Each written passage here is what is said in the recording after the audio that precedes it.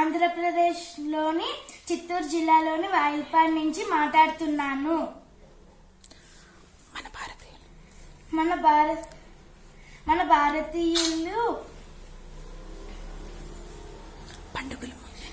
మన భారతీయులు పండుగలు చాలా జరుపుకుంటారు.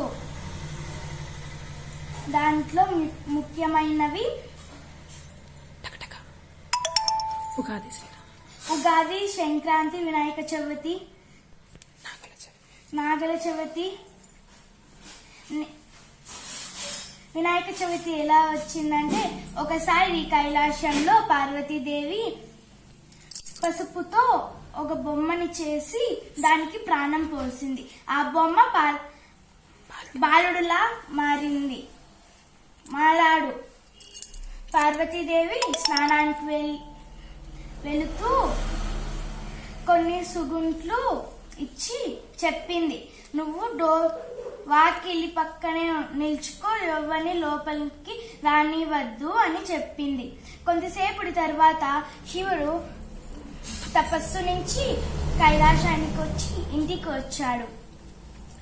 శివుడు లోపలికి పోతా అంటే ఆ బాలుడు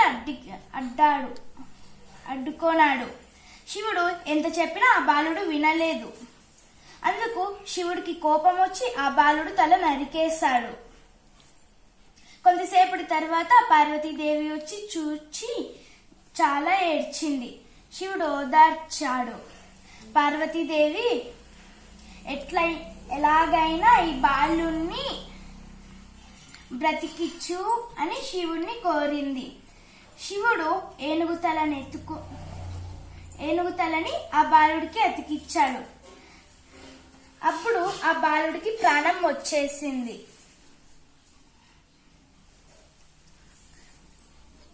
అప్పటి నుంచి వినాయకుడికి గజానన అని పేరు వచ్చింది. ఈ రోజు కూడా ఒక ముఖ్యమైన పండుగ నాగల చవితి. నేను కూడా ఈరోజు పూజ చేసి పుట్టకు పాలు పోసి ఇది కట్టుకొని వచ్చా. ధన్యవాదములు.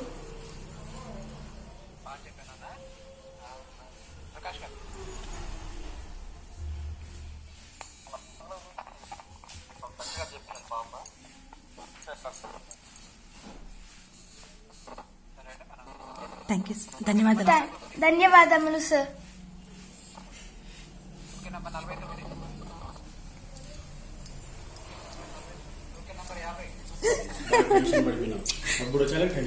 అసలు ఇక్కడైతే ఎంత ఎంజాయ్ గా చెప్పినావు కదా, నువ్వు పాట చెప్పలే, వినాలి తల్లి. అయినా వాళ్ళు చెప్పడం కూడా నీకేమి తప్పే చెప్పలే.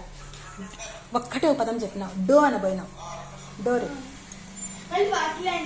చెప్పేసిన. Very good. అదేనండి.